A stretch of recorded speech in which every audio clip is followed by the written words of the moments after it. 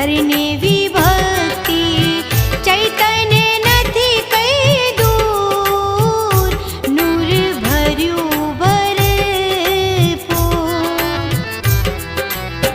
શરીરની શક્તિ કરને વિભક્તિ ચૈતન્ય નથી કઈ દૂર નૂર ભર્યું ભરપૂર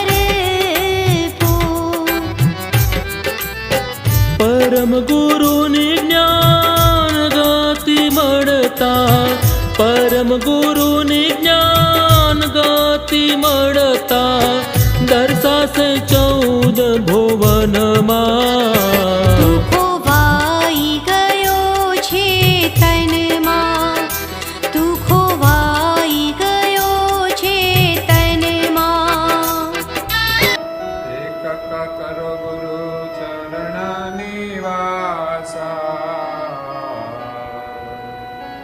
જગ વ્યવહાર છોડી સબ આશા હે જગ જાનો સુપન કી બાજી તાકુ દેખ ભયો ક્યો રાજી પ્રાય ભક્તજનો ધ્યાન સંપ્રદાયના દ્ય સ્થાપક અનંત બ્રહ્માંડાધીશ વિશ્વ નિયંતા સકર્તા સર્જનહારના પરમ વિશેષ અંશ અનંત અંશોના તારણહાર પરમ મોક્ષના દાતા કૈવલ ધર્મ ધુરંધર મહાન સમર્થ પરમ શ્રેષ્ઠ પરમ વિભૂતિવાન પરમ દયાળુ પરમ કૃપાનિધિ સર્વજ્ઞ દિવ્ય પરમ ગુરુ શ્રીમદ કરુણાસાગર મહારાજ શ્રીના કૃપા પાત્ર દ્વિતીય આચાર્ય પૂજ્યપાદ શ્રી નારાયણદાસજી મહારાજ સ્વરચિત કક્કા પદને વિશે ગુરુ મહિમાનું વર્ણન કરતા કહે છે કે કક્કા કરો ગુરુ ચરણ નિવાસા જગ વ્યવહાર છોડી સબ આશા સંસારની અંદર સુખનું જો કોઈ સ્થાન હોય તો એ છે ગુરુના ચરણ પૂજ્યપાદ શ્રી નારાયણદાસજી મહારાજ પોતાના સ્વ અનુભવથી કહે છે કે ગુરુના ચરણમાં નિવાસ કરો એ સિવાય સંસારમાં ક્યાંય તમને સુખ મળશે નહીં એ સિવાય અનેક મહાપુરુષોએ પણ કહ્યું છે કે સુખનું સાધન એ ભક્તિ છે ગુરુનું શરણ છે એટલે નારાયણદાસજી મહારાજ કહે છે ગુરુના શરણમાં નિવાસ કરો આ જગતની અંદર ગુરુનો મહિમા અપરંપાર છે પૂજ્યપાદ શ્રી નારાયણદાસજી મહારાજ શ્રીએ ગુરુની ઓળખ કરાવતા ગુરુ મહિમા સાખીની અંદર એનું ટૂંકમાં વર્ણન કર્યું છે આપણે સવારે જે ઉપાસનાનો પાઠ કર્યો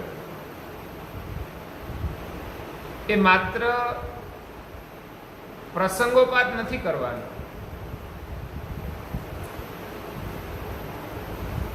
એ ગુરુ મહિમા ઉપાસના આપણે રોજ નિત્ય કરવાની છે સુખનો રસ્તો એમાંથી મળશે સુખ એની અંદર છે પણ હજુ આપણી એટલી નિષ્ઠા નથી આપણો વિશ્વાસ નથી એટલે કદાચ આપણે નહીં કરતા હોઈએ આપણને એમ લાગે કે આ ટીવી ની અંદર સુખ છે એટલે એના માટે આપણે કેટલો બધો ખર્ચો કરીએ છીએ મોંઘા ટીવી લાવીએ છીએ એના અમે જોઈએ છે ઠીક છે વર્તમાન સમય પ્રમાણે કંઈક જરૂરી હશે એ સિવાય એમાંથી આપણને સુખ મળશે નહીં એનું પ્રમાણ છે કે જ્યારે આપણે દુઃખી હોઈએ ત્યારે ટીવી ચાલુ કરીને બેસવાનું જો કે જેને અભ્યાસ થઈ ગયો છે, જેને આદત પડી ગઈ છે, એને સમય કાઢવા માટે તો એ જ સાધન છે. આ તો મીડિયા છે એટલે લોકો હોમ ક્વોરન્ટાઇનની અંદર ટાઈમ કાઢી શકે છે, નહીં તો બહુ મુશ્કેલી પડે.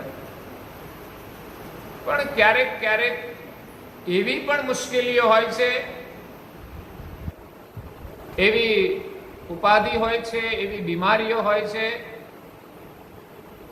એ સમયે આપણને ટીવી પણ સુખ આપતું નથી, કે પછી ટીવી આપણને મદદ નથી કરી શકતું. એટલે એવી પરિસ્થિતિમાં કે હર કોઈ પરિસ્થિતિમાં આપણને સુખ આપનાર છે તો પરમ ગુરુનું શરણ છે. તો એના શરણમાં આપણે નિવાસ કરવાનો છે. તો ઉપાસનાના માધ્યમથી થાય છે.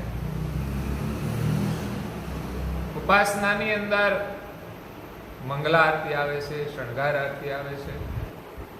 તો અવશ્ય આપણા ઘરની અંદર દરેક સભ્યોએ, હું તો વારંવાર કહું છું કે આ સંસ્કાર આપણા બાળકોની અંદર હોવા જોઈએ, એમાં આપણને રુચિ હોવી જોઈએ.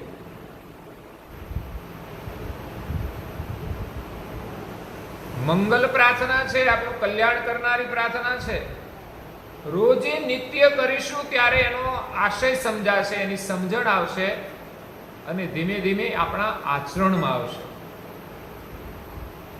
આપણા હૃદયમાંથી લાગણી પ્રગટ કરશે અને આપણી એકતા પરમ ગુરુ સાથે થશે ત્યારે આનંદનો અનુભવ થશે. પણ આપણને એમાં વિશ્વાસ આવવો જોઈએ. આજે સમાજની અંદર પ્રેમ કંઈક અંશે છે, પણ વિશ્વાસની બહુ જ કમી છે. એકબીજા પ્રત્યે વિશ્વાસ આવો એટલે તિજોરીની ચાવી આપી દેવાની, એટલે વાંધો નહીં, એમના ભરોસે આપણે બધું મૂકીને જઈએ. વિશ્વાસ અને પ્રેમ આમ તો બંને જોડાયેલા છે, છતાં પણ ફરક શું છે? સંબંધના નાતે બધાની સાથે પ્રેમ હોય છે, પણ વિશ્વાસની કસોટી મુશ્કેલીમાં થાય કે મદદ કોણ કરે છે? જે વિશ્વાસ પાત્ર હોય છે એ આપણને મદદ કરે છે. પ્રેમ બધાની સાથે હોય, આપણે આવીએ જઈએ બધું સાચું, પણ વિશ્વાસ તો એમના પ્રત્યે હોય છે જે આપણને મદદ કરે છે. એનું નામ વિશ્વાસ. આપણા સગા છે, પણ વિશ્વાસ કે આપણને મદદ કરે. આ ખબર કાઢવાની વસ્તુ જ એ છે કે તમારે શું મુશ્કેલી છે. બીમારી તો છે, બીજી કઈ તકલીફ તો છે, પણ તમારે શું જરૂર છે અત્યારે, અમે શું મદદ કરી શકીએ તમને? એમાં તો આપણે બધા અનુભવ કરીએ છીએ કે કોરોનામાં એકબીજાને લઈ જવામાં પણ કોરોના લાગી ગયો, એકબીજાનો વિશ્વાસ હતો પ્રેમની સાથે, ત્યારે એમણે પોતાની પણ પરવા કર્યા વિના આ કામો જે કર્યા એ વિશ્વાસનું પ્રતીક છે. આપણે જે સંસ્કાર આપવાના છે એ આપવાના છે. બાકી ભૌતિક વ્યવસ્થા તો બાળકો છે ને, જેમ જેમ ઉંમર થાય, સમય થાય, બધું શીખી જાય. એને વધારે શીખવવું નહીં પડે. 18 વર્ષના છોકરા થાય એટલે ગાડી ચલાવતા શીખી જ જાય છે. તમે ના કહો તોય શીખી જાય, પણ ઉપાસના 80 વર્ષ થાય તો શીખવાડો નહીં ત્યાં સુધી નહીં આવડે. એ આપણે કરાવવું પડશે, આપણે કરવું પડશે અને એને મહત્વ આપવું પડશે. આપણા જીવન સાથે એનો શું સંબંધ છે, એનો શું લાભ છે, એ જાણીને આપણે કરવાનું છે. નહીં તો જીવન એમાં જ પૂરું થઈ જશે. અંત સમય આવશે ત્યારે ખબર પડશે કે આપણે જીવનમાં શું કર્યું, એમાં ઉપયોગી શું. એટલે વિશ્વાસની જરૂર છે. ઘરમાં છોકરો 18 વર્ષનો થાય, એને લાયસન્સ મળે, પછી એક 4 વ્હીલ ચલાવવાની શરૂઆત કરે, એટલે છોકરો એમ કહે છે મારી પાસે લાયસન્સ છે એટલે હવે હું ગાડી ચલાવું.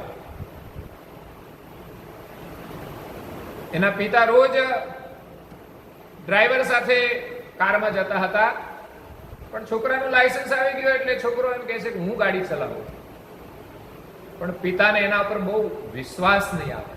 કારણ કે હજુ તાજો ડ્રાઈવર છે ને.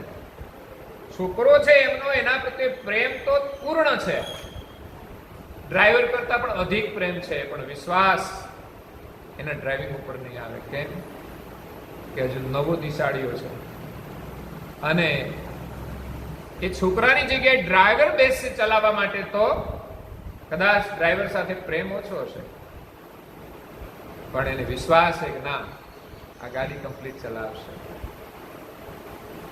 એમ પરમ ગુરુ સાથે આપણો વિશ્વાસ બંધાવવો જોઈએ કે આજ આપણી ગાડી કમ્પ્લીટ ચલાવશે. બાકી સંસાર છે ને એમાં બહુ વિશ્વાસ નથી, એ આપણને પૂર્ણ મદદ નહીં કરી શકે. સગા સંબંધી હોય તો દરેકની મર્યાદા હોય, દરેકની હદ હોય, દરેકની કેપેસિટી હોય છે મદદ કરવાની, પણ પરમાત્મા તો સર્વશક્તિમાન છે, કોઈ પણ પરિસ્થિતિમાં આપણને મદદ કરી શકે છે. સગા સંબંધીઓ આવે, બધી જ મદદ કરે, પણ જીવન આપવાની શક્તિ આપણા કોઈમાં નથી.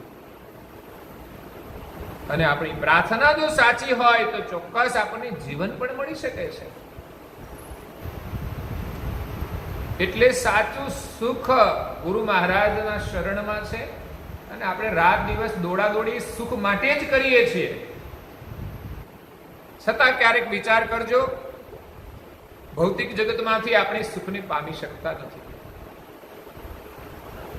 વ્યવસ્થા હોય છે, સગવડ હોય છે, પણ સુખ એના કરતા કંઈક અલગ છે. એ સુખને શોધવા માટે મહાપુરુષોએ ભૌતિક સુખનો પરિત્યાગ કર્યો છે, ત્યારે એને સત્ય સુખની પ્રાપ્તિ થઈ છે. અને સત્ય સુખની પ્રાપ્તિ માટે બાધારૂપ પણ આ ભૌતિક સુખ છે. ભૌતિક વ્યવસ્થા જરૂરી છે, પણ એને જ આપણે સત્ય માની લઈએ છીએ તો જીવનમાં ઘણા દુઃખના અનુભવો થાય છે. ત્યારે આપણને અહેસાસ થાય છે કે ખરેખર સંસારમાં સુખ નથી. જ્યારે સત્ય સુખની જેને પ્રાપ્તિ થઈ જાય છે, એના જીવનમાં ગમે તેવી વિષમ પરિસ્થિતિ આવે છતાં પણ એ દુઃખી નથી થતા, એ સાચું સુખ છે.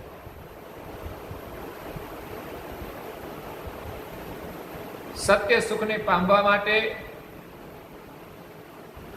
ગૌતમ બુદ્ધે રાજ સુખનો ત્યાગ કર્યો, કુટુંબ પરિવારનો પણ ત્યાગ કર્યો, જંગલમાં જઈને તપશ્ચર્યા કરી. નહીં તો ઘરે સુખ તો હતું જ ને, આપણી પાસે એવું સુખ તો આપણા કરતા વધારે હતું એમની પાસે. પણ સંસારમાં દુઃખ પણ દેખાય છે, ઘર ઘરમાં આગળ પાછળ આવતું હોય છે, પણ દુઃખ તો છે જ. એ દુઃખના સમયે જો ભૌતિક સુવિધા આપણી મદદ ન કરી શકે તો સમજવાનું એ સુખ નથી, એક આપણા જીવનની એક વ્યવસ્થાનો ભાગ હતો, જરૂરિયાત હશે આપણી. પણ સાચું સુખ શોધવા માટે બુદ્ધે ધ્યાન કર્યું હતું, તપશ્ચર્યા કરી હતી. ત્યારે એને જે સુખ મળ્યું એ અનુભવથી એ જગતની અંદર પુનઃ આવ્યા અને લોકોને એ માર્ગ બતાવ્યો કે સત્ય સુખ આપણા ભીતરની અંદર છે, બહાર નથી. જ્યાં સુધી આપણે આપણા સ્વરૂપને નહીં પામીએ કે આ શરીરમાં રહેનારો હું કોણ છું, આ શરીર પહેલા ક્યાં હતો એ ખબર નથી, અને શરીર છૂટ્યા પછી ક્યાં જઈશું એની ખબર નથી. થોડા સમય માટે આપણે જીવીને જતા રહેવાના, પણ આપણું શું? આ તો બધું શરીરના માટે કર્યું, પણ સ્વના માટે શું? તો આ જીવન આપણને મળ્યું છે સ્વને ઓળખવા માટે. અને જીવનમાં એવી સાધના કરીએ કે જતા જતા હરિનું નામ લેતા જઈએ કે જેથી પુનઃ આપણને મનુષ્યનું જીવન મળે, પરમ ગુરુનું શરણ મળે, જીવન એવી રીતે જીવીને આપણે જઈએ કે જતા જતા આપણને આપણી સ્મૃતિ રહે. એ સ્મૃતિ પામવા માટે સાધના કરવાની છે, એના માટે સ્મરણ કરવાનું છે. નિરંતર આપણા સ્વરૂપનો વિચાર, કે આ શરીરમાં રહેનારા આપણે કોણ છીએ. ખરેખર તો આપણે જીવનના અંતકાળ સુધી આપણને જાણતા નથી, કે આ શરીરને પણ આપણે જાણતા નથી. આપણે કોને મહત્વ આપીએ છીએ એ જ સમજાતું નથી. શરીર અને આત્મા, જીવ, પરમ ગુરુના શબ્દોમાં અંશ, આ બંને સાથે રહે છે, છતાં એકબીજાને જાણતા નથી. શરીર અને જીવ સાથે રહેવા છતાં શરીર ચૈતન્યને જાણતું નથી અને ચૈતન શરીરને નથી જાણતું. આ શરીરમાં બીમારી થાય છે, આપણને ક્યાં કઈ ખબર હોય છે શું બીમારી છે? શરીર તો આપણું છે, બીજા કોઈ નિદાન કરે ત્યારે ખબર પડે છે કે આમાં તકલીફ છે. આપણા શરીરને આપણે જાણતા નથી. તો શરીર તો સંપૂર્ણ જળ છે, એ તો આત્મા થકી ચેતન છે, પણ એ શરીર આત્માને જાણતું નથી.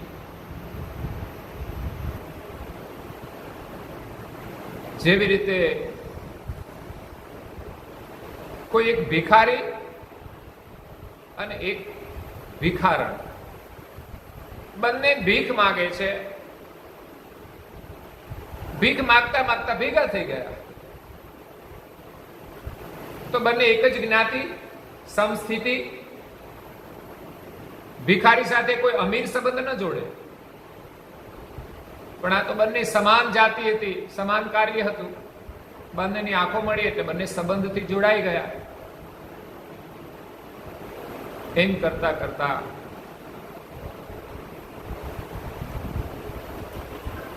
એમને સંતાનોની પ્રાપ્તિ થઈ. 25 કન્યાઓ. સમય જતા વૃદ્ધ થઈ ગયા. એક દિવસ ભિખારણ અને ભિખારી ડોસો ને ડોસી થઈ ગયા. ડોસો ડોસીને પૂછે છે કે અલી ડોસી, તારી જાત કઈ? આ તો 80 વર્ષે પૂછે છે.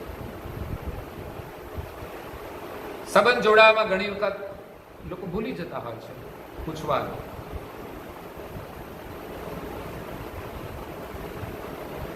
તો ડોસી કે છે ડોસાને કે તારી જાત કઈ? 80 વર્ષ સુધી સાથે રહ્યા પણ બંને પોતાની જાતને જાણતા નથી, કારણ કે બંને ભિખારી હતા. અને આખો જન્મારો એમણે ભેગો પસાર કર્યો, કેટલી બધી પ્રજા થઈ, છતાં એકબીજાને જાણતા નથી. એ જ રીતે આ શરીરમાં આત્મા અને શરીર એ કાયા કહેવાય છે. કાયા એટલે નારી જાતિ કહેવાય. જીવ અને આ શરીર બંનેનું જોડાણ થયું છે, એનાથી સંસારનો વ્યવહાર ચાલે છે. પણ જીવન પર્યંત સાથે રહેવા છતાં એકબીજાને જાણતા નથી કે હું કોણ છું. એને જાણવા માટે આપણે ગુરુ મહારાજના શરણમાં નિવાસ કરવાનો છે. તો આપણા ઘરમાં અવશ્ય ઉપાસના થાય. એમાં આખી ઉપાસના થાય તો અતિ ઉત્તમ છે. પવિત્ર વચનોનો પાઠ કરવાનો લાભ બહુ અદ્ભુત છે. એ વચનોનો મહિમા એ છે કે વચનોની અંદર રહેલો જે અનુભવ છે એક દિવસ આપણને પ્રાપ્ત થશે, ત્યારે એનો મહિમા સમજાશે કે આનો મહિમા શું છે. બાળક અભ્યાસ કરે ત્યારે ખબર ના હોય કે આ હું ભણું છું એનું મહત્વ શું છે, પણ નોલેજ મળ્યા પછી જ્યારે વ્યવસાયની અંદર એ ઉપયોગી થાય, એનો લાભ થાય, ત્યારે ખબર પડે કે આ ચોપડીમાં રહેલું જે જ્ઞાન હતું એનું શું મહત્વ છે. એટલે ઉપાસનાના જે વચનો છે સંપૂર્ણ નિર્મળ છે, પ્રકૃતિ રહિત છે. આ દુનિયામાં ધર્મ માર્ગના ઘણા બધા શાસ્ત્રો છે, પણ પરમ ગુરુના જે ધર્મગ્રંથો છે એ સંપૂર્ણ નિર્મળ, પ્રકૃતિથી રહિત, જે સર્જનહાર છે એની ઓળખ કરાવે છે. જ્યારે અન્ય શાસ્ત્રોમાં આ પ્રકૃતિની અંદર રહેલા જે ઈશ્વરો છે એના જ ગુણગાન ગાયા છે. એટલે આખર પ્રકૃતિના પ્રદેશમાં જ આપણે વિચરણ કરીએ છીએ, એ આપણને પ્રકૃતિની બહાર નથી લઈ જતા. પરમ ગુરુના વચનોનો મહિમા અન્ય શાસ્ત્રો કરતા અધિક છે. એટલે એમના વચનોમાં પૂર્ણત્ર આપણો વિશ્વાસ બંધાય. જેટલું થાય એટલું કરો. આપણે એમ નથી કહેતા કે પ્રથમથી જ આટલું બધાએ કરવું જોઈએ. નાના બાળકોની ઉંમર નાની હોય તો એના પ્રમાણમાં એને માત્ર એક જ સ્તોત્ર આપો, તમે એક જ સ્તુતિ આપો, મંગલ આરતી આપો. થોડો મોટો થાય પછી શણગાર આરતીમાં એને જોડો. અભ્યાસ એટલે કશું નહીં કરવાનું એવું નથી, બહુ મોંઘું પડી જશે. અભ્યાસ તો કોઈ થવાનો જ છે. 15 મિનિટ પ્રાર્થના કરવાથી અભ્યાસમાં કોઈ વિક્ષેપ નથી પડતો. પણ આપણી ગ્રંથિઓ એવી બંધાઈ ગઈ છે કે બાળકો માટે આપણે બોજ ઊભો કરી દેતા હોઈએ છીએ શિક્ષણનો. પહેલાના સમયની અંદર માતા પિતાએ કોઈ કાળજી નથી રાખી, છતાં પણ લોકો ભણીને ઘણા આગળ પહોંચી ગયા છે. આજે બહુ જ ચિંતા કરે છે.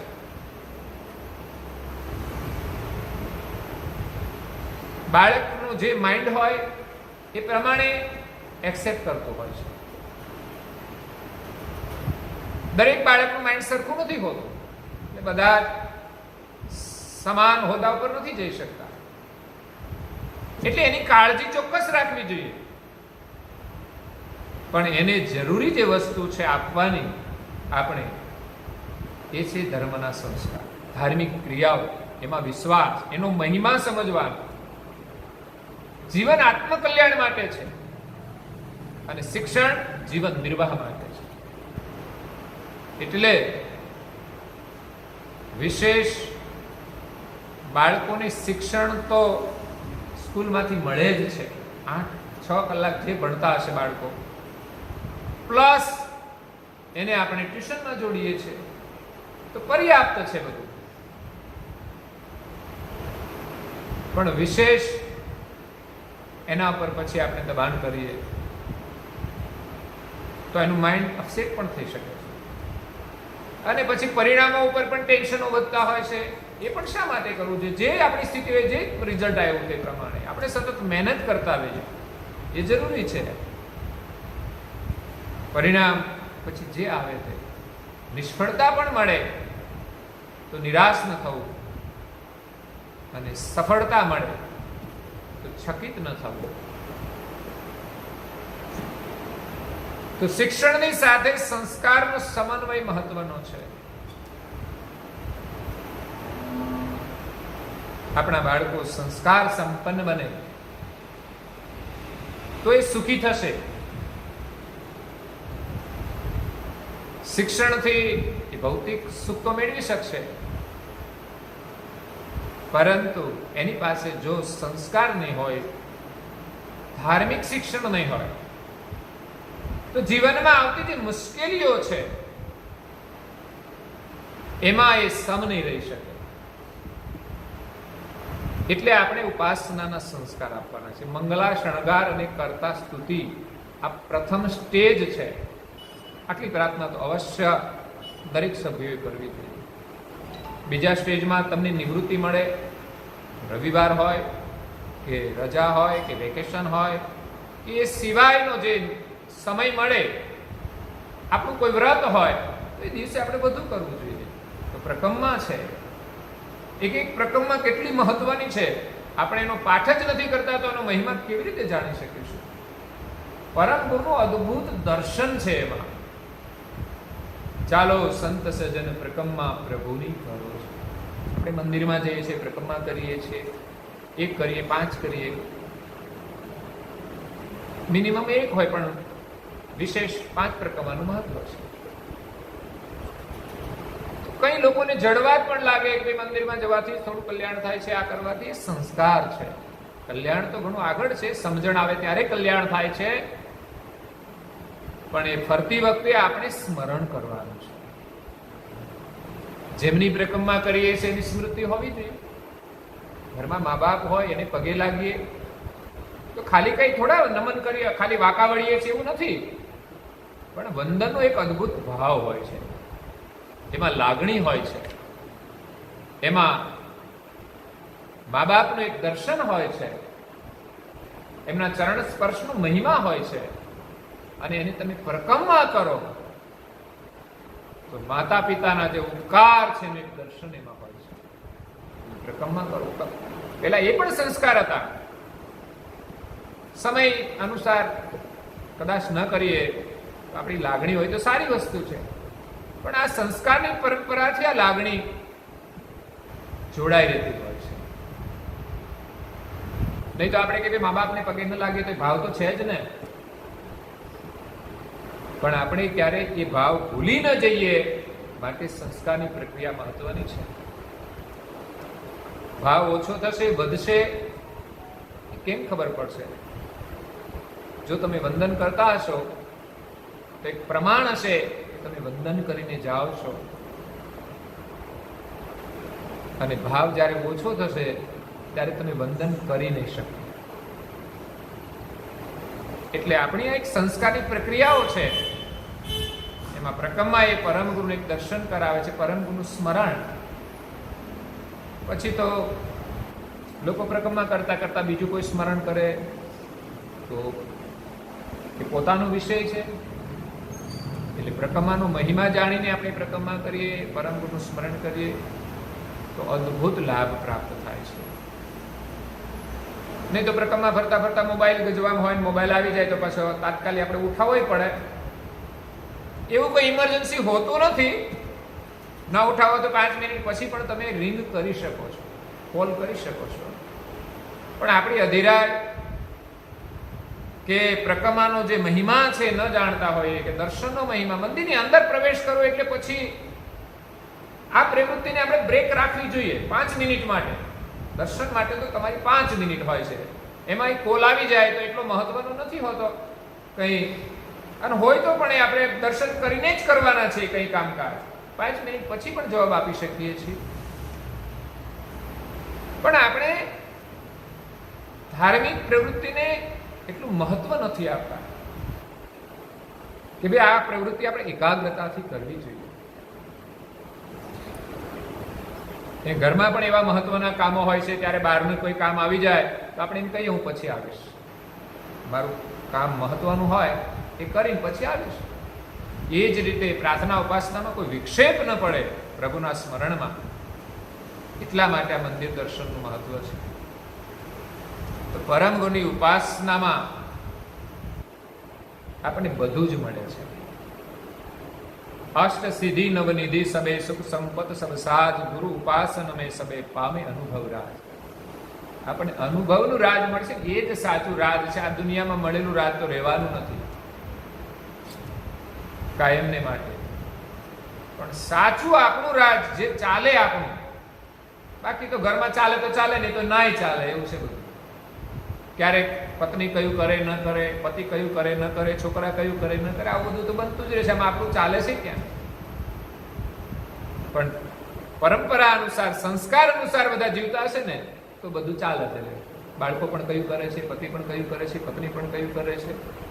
કેમ? આપણી પરંપરા અનુસાર, સંસ્કાર અનુસાર જીવીએ છીએ માટે થાય છે, બાકી આપણી ઈચ્છાથી નહીં થાય. એટલે સંસ્કાર ઉપાસનામાં રહેલા છે. તો ખરેખર વર્તમાન સમયની અંદર જાગૃતિની જરૂર છે. શિક્ષણ, નોલેજ હોવા છતાં પણ જ્ઞાનનો જે અદ્ભુત ખજાનો છે, સંસ્કારની જે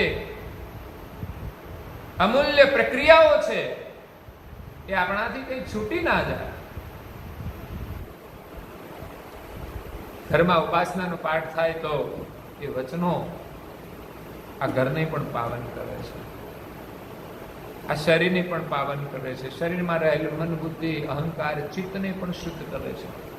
મૂળ વસ્તુ મન, બુદ્ધિ, અહંકાર ને ચિત્તની શુદ્ધિ કરવાની છે. એના માટે બાહ્ય સાધનો છે.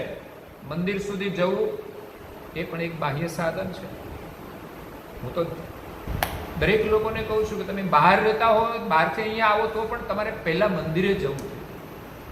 આપણા ગામનું મંદિર અને આપણા ઈષ્ટદેવ આપણી શ્રદ્ધા છે, માટે શ્રદ્ધા ન હોય તો કોઈ પ્રશ્ન નથી રહેતો. શ્રદ્ધા વગર જઈએ તો કોઈ અર્થ નથી. પણ આપણે જો માનીએ છીએ આપણા ઈષ્ટ છે તો આપણા ઘરે જવાનું છે, તો પેલું ઘર આ જ માનું તમે, કારણ કે સાચું ઘર તો ત્યાં જ મળવાનું છે. આ ઘરે તો આપણે થોડા દિવસ રહીશું, કાલ સવારે વિદાય થઈ જવાના. આપણું ઘર રહેવાનું નથી. જશે એટલે બધા નામ ટ્રાન્સફર થઈ જશે, એટલે આપણું નથી. આપણું ઘર તો આપણે ભૂલી ગયા છીએ. ત્યાં નહીં જઈએ ત્યાં સુધી આ સંસારમાં ભટકવાનું છે, અને એ ઘરને શોધવાનું છે જેનો સંદેશ લઈને દિવ્ય પરમ ગુરુ આવ્યા છે.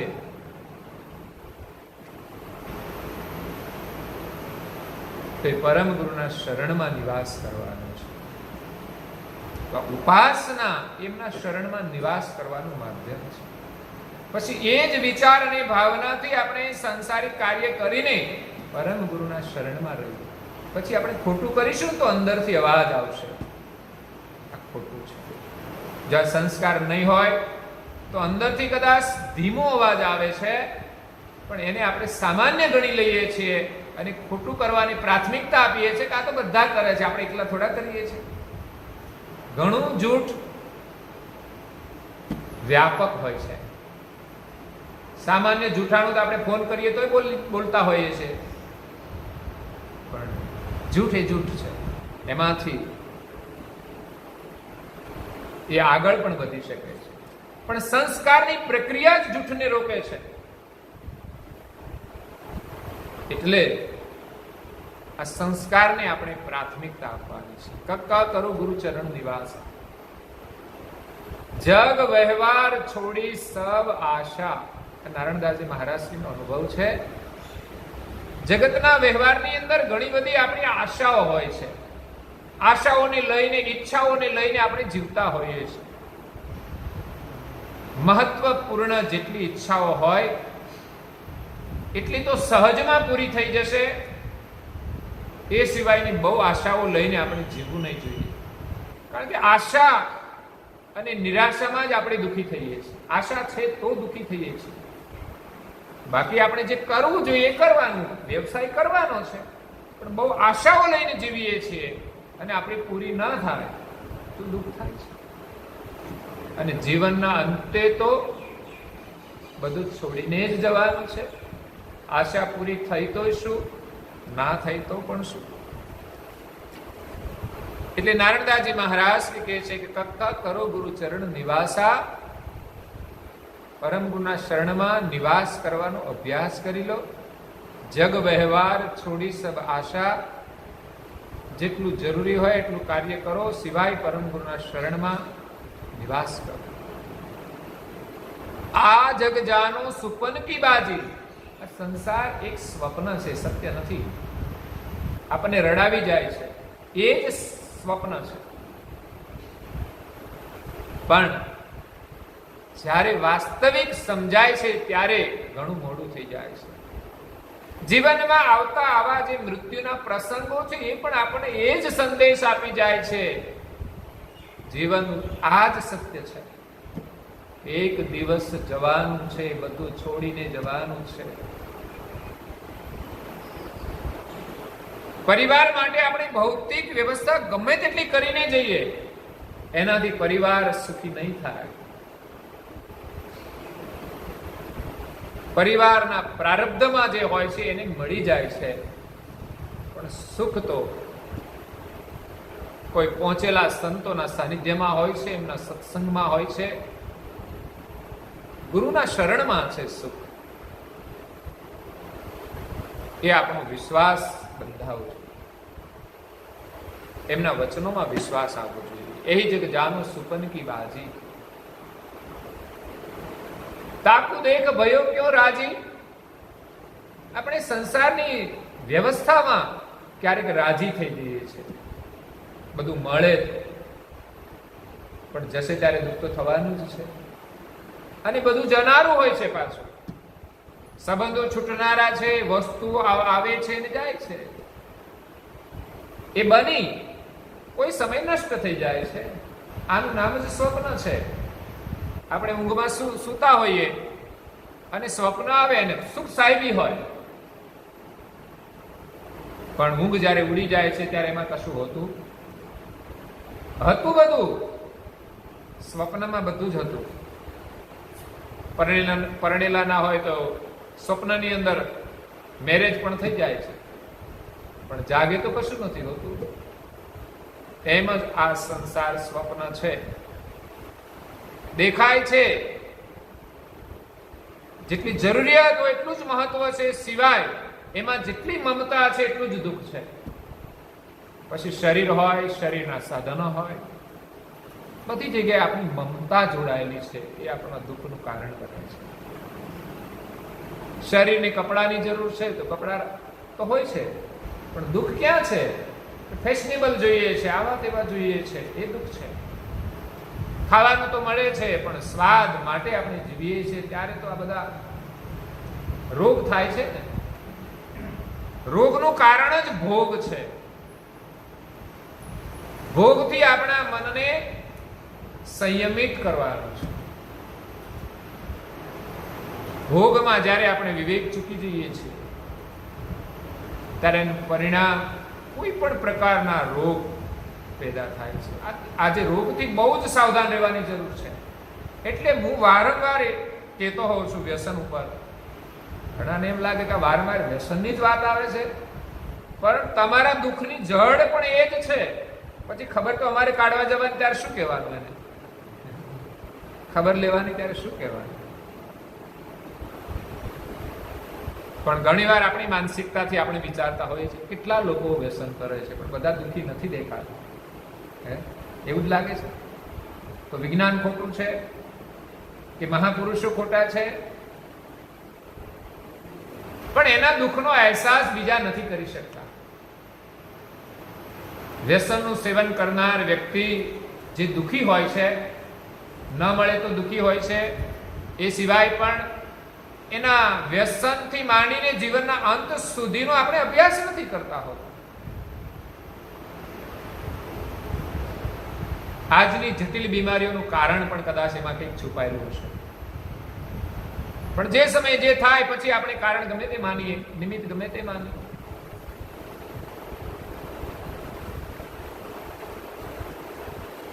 પણ એની અંદર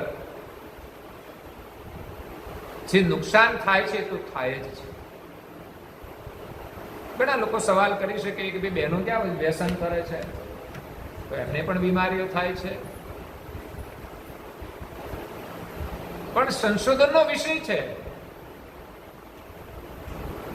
વિજ્ઞાન એમ કહે છે કે ભાઈ મૃત્યુનું કારણ શું છે? મરવાનું તો બધાને છે, પણ કયા નિમિત્તે મૃત્યુ થયું એનું કારણ જાણે ત્યારે ખબર પડે કે આની અંદર કંઈક વ્યસનનું યોગદાન છે. વ્યસન બહેનોને કેમ લાગુ પડે છે કે ઘરમાં કોઈ બીડી પીવે તો નુકસાન તો ધુમાડો જ કરે છે ને, તો શું હવામાં નથી ફેલાતા? કારણ કે વાયરસો હવાથી પણ ફેલાય છે, પાણીથી પણ ફેલાય છે. એટલે રોગના કીટાણુઓ અનેક માધ્યમથી ફેલાય છે. માટે આપણે માનવું પડે કે આ વસ્તુ દરેકને નુકસાન કરે છે. વ્યસનનું જે સેવન કરે છે એમાંથી પણ જે સ્મેલ હોય છે એ હવામાં ફરતી જ હોય છે. જે વ્યસન નથી કરતા એને ગમતું નથી આ, તો એમ છોડવું જોઈએ. આપણા પરિવારના સભ્યને ન ગમે અને આપણને કોઈનો લાભ ના હોય તો એમ સમજીને પણ છોડવું જોઈએ. અભણ લોકો તો વ્યસન કરે છે, પણ શિક્ષિત લોકો વ્યસન કરે છે ત્યારે દુઃખ થાય છે. શિક્ષક લોકો પણ કરે છે ત્યારે પણ દુઃખ થાય છે. તો સાચું શિક્ષણ એ છે કે આપણે શું કરવું જોઈએ, શું ન કરવું જોઈએ. આજે કોરોનાની બીમારીમાં પણ કારણભૂત તો એ જ હશે બધું, કે આપણે યોગ્ય રીતે જીવન જીવતા નથી. પરિણામે આ બીમારી આપણા માટે ઘાતક બની જાય છે. કોઈને સામાન્ય અસર થાય છે, કોઈને વધારે પણ થાય છે. તો વધારેનું કારણ એની ભીતરની કમજોરી છે. અને એમ પણ તારણ કાઢે છે વિજ્ઞાન કે આ વાતાવરણ અસંતુલિત થઈ ગયું છે, દૂષિત થઈ ગયું છે. તે કોણે કર્યું? પ્રાણી પશુ પંખીએ નથી કર્યું, માત્ર મનુષ્ય જ કરે છે. એટલે જો આપણે નિરોગી રહેવું હોય, ને નિરોગી જેવું બીજું કોઈ સુખ નથી. જ્યારે રોગ થાય ત્યારે જ એમ થાય છે કે આ બધું કંઈ કામનું જ નથી. જો શરીર સારું ન હોય તો આ બધું શું કામ? કંઈ જ નહીં. જરૂરિયાત છે, પંખાની જરૂરિયાત છે, મકાનની જરૂરિયાત છે, ખાવાની જરૂરિયાત છે. સિવાયનું આપણે વધારે જેટલું કરીએ એટલું બધું વધારાનું છે. આપણો સમય એના પાછળ વ્યર્થ જાય છે. પછી સંપત્તિ હોય, સમય હોય, સમય પણ બરબાદ થાય છે મનોરંજન પાછળ. મોબાઈલની અંદર, આજના ઇન્ટરનેટના જમાનામાં આપણા બાળકોને આપણે શું આપવું જોઈએ એનો પણ વિચાર કરવો. એવું નહીં કે બાળક ટેલેન્ટ થઈ જાય કે બહુ પૈસા કમાય એ જ આગળ ગયો છે. એને જીવન કેવી રીતે જીવવું જોઈએ એનું જ્ઞાન હોય અને એ પ્રમાણે જીવતો હોય એ જ એના જીવનની સફળતા છે. બહુ આગળ જતા રહે ને પછી મા બાપનો અનાદર કરે, એને ભૂલી જાય, એવું પણ બનતું હોય છે. ન બને તો બહુ સારી વાત છે. તો સમજવાનું કે તમારા સંસ્કાર છે તો ન બને, નહીં તો બહુધા મુશ્કેલીઓ પરિવારની અંદર હોય છે, સમસ્યાઓ હોય છે. એટલે પૂજ્ય શ્રી નારાયણદાસજી મહારાજ શ્રી આધ્યાત્મિક જ્ઞાન દ્વારા આપણને ભૌતિક રીતે જીવન જીવવાની દિશા બતાવે છે કે આ સંસાર સ્વપ્ન છે, સત્ય નથી. આપણને એક દિવસ રડાવશે. એ જગ જાનું સુપન કી બાજી તાક દેખ ભયો ક્યો રાજી. એટલે કંઈ પણ મળે તો બહુ ખુશ ના થવું. ભૌતિક જગતમાં ગમે તે લાભ મળી જાય એનાથી બહુ ખુશ થવાની જરૂર નથી. સંસાર સ્વપ્ન છે. શરીર પણ સ્વપ્ન છે, શરીરનું સુખ પણ સ્વપ્ન છે. સત્ય આપણું સ્વરૂપ છે. સત્ય એક પરમાત્મા છે, એની સાથેનો જે સંબંધ છે એ સત્ય છે. પણ એ આપણે ભૂલી ગયા છે. અને જે રહેવાનું નથી, બધું જ છૂટવાનું છે, એને સત્ય માની બેઠા છે.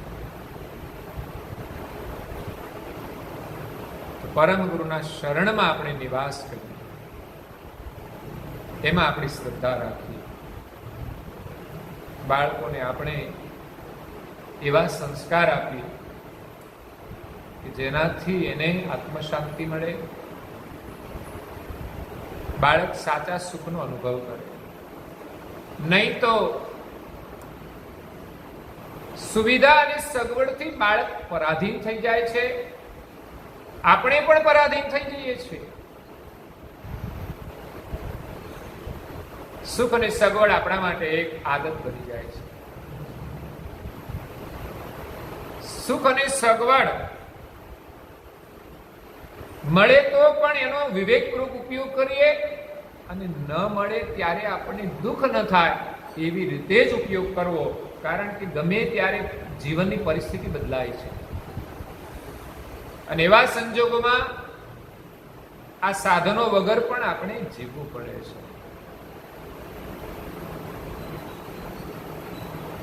કક્કા કરો ગુરુ ચરણ નિવાસા, જગ વ્યવહાર છોડી સબ આશા, यही જગ જાનું સુપન કી બાજી તાક દેખ ભયો ક્યો રાજી. એક એક ચોપાઈ આપણું જીવન મંત્ર છે. એક જ ચોપાઈને આપણા જીવનનો લક્ષ્ય બનાવીએ તો પણ આપણું જીવન સફળ થઈ જાય. પરમ ગુરુના શરણમાં આપણને વિશ્વાસ, એમના ચરણમાં નિવાસ. ઘણી નાની બાબતોને આપણે નજરઅંદાજ કરીએ છીએ. એમણે આપેલો મંત્ર કેટલો આપણે ઉપયોગ કરીએ છીએ. આ તો એક મૂડી છે. આપણું બેંકનું બેલેન્સ વધે તો આપણે ખુશ થઈએ છીએ, તો મંત્ર જાપનું પણ બેલેન્સ અને વધારો જીવનમાં આવતી મુશ્કેલીઓમાં બહુ જ કામ લાગશે. જો બેંકના પૈસા પણ મુશ્કેલીમાં કામ લાગતા હોય તો મંત્ર જાપનું બેલેન્સ પણ, જ્યાં પૈસા કામ ન કરે ત્યાં મંત્ર જાપનું બેલેન્સ કામ કરે છે. કોઈ પણ દર્દી બીમાર છે એને આપણે દવાખાને લઈ જઈએ છીએ તો ત્યાં પૈસા પણ જરૂરી છે. બાકી પૈસા ના હોય તો આપણે સારવાર કરી શકતા નથી. પણ સારવાર આપવા છતાંય મુશ્કેલીમાંથી બહાર આવવા માટે આ ભજનનું બેલેન્સ કામ કરે છે. ઘણા ઘણા મહાપુરુષો ચમત્કાર કરતા હતા. શા માટે? કેવી રીતે? એની પાસે ભજન હતું એટલે કરતા હતા, બધા નથી થતા. તો આપણું પોતાનું ભજન એમાં કામ આવે છે. એટલે ભજનનું બેલેન્સ વધારવું જોઈએ, એમાં આપણને વિશ્વાસ આવવો જોઈએ. અને જ્યારે શરીર છોડીને જવાનું ત્યારે બેંકનું બેલેન્સ ભાવિ પેઢીને મળશે, જ્યારે ભજનનું બેલેન્સ આપણી સાથે આવનારું છે.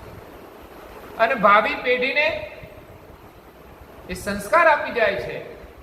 એવું નહીં કે આપણે કરેલું ભજન આપણને જ કામ લાગે. આપણે ઘરમાં ભજન કર્યું હોય એની ઉર્જાથી બાળકોમાં પણ ભજનની પ્રેરણા થતી હોય છે, એનામાં પણ સંસ્કાર આવતા હોય છે. તો અમર મંત્ર તો બહુ કિંમતી વસ્તુ છે, પારસમણી કરતાય કિંમતી. પારસમણી લોખંડને સોનું બનાવે. આપણને ખબર પડે કે આ પારસમણી છે, આપણે એને કેટલું સાચવીને રાખીએ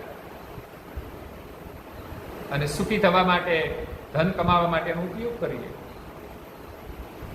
અમર મંત્ર તો એનાથી અનેક ગણો કિંમતી છે. એ તો ચિંતામણી સમાન છે. પારસમણી કરતા ચિંતામણી બહુ કિંમતી છે. ચિંતામણી તમારી પાસે હોય, તમે જે ઈચ્છા કરો તે તમને મળી જાય. તો ગુરુ મહિમાનો પાઠ એ તો ચિંતામણી છે. તમે જે ચિંતવન કરશો તે મળી શકશે.